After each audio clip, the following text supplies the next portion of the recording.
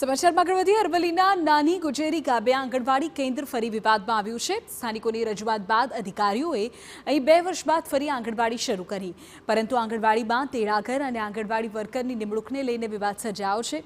ગ્રામજનોની માંગણી છે કે આંગણવાડીમાં સ્થાનિક લોકોને નિમણૂક આપવામાં આવે, પરંતુ અન્યની નિમણૂક થતાં હવે આંગણવાડીમાં ગ્રામજનો પોતાના બાળકોને મોકલતા નથી।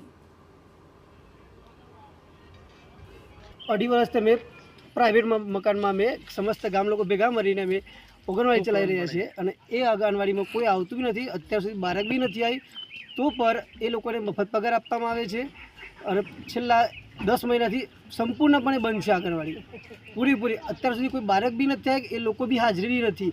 આંગણવાડીમાં ફોર્મ ભર્યું હતું તો મારે મેરિટમાં ઓછા ક્રમે હતું, એટલે બીજા ગામની તેડાગર લીધી છે। તો ગામનો એક પ્રશ્ન છે કે સ્થાનિક તેડાગર લે, અને 8 મહિનાથી આંગણવાડી બંધ કરી હતી। તો કાલે પોલીસની ગાડી બોલાવી હતી અને પોલીસ ધમકી આપી રહી છે।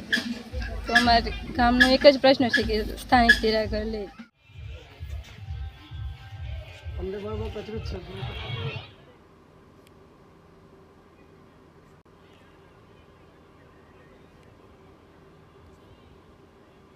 સરકારી ભરતીમાં મેરિટ પ્રમાણે મારી ભરતી થયેલ છે, તો ગામ લોકો મારો વિરોધ કરે છે।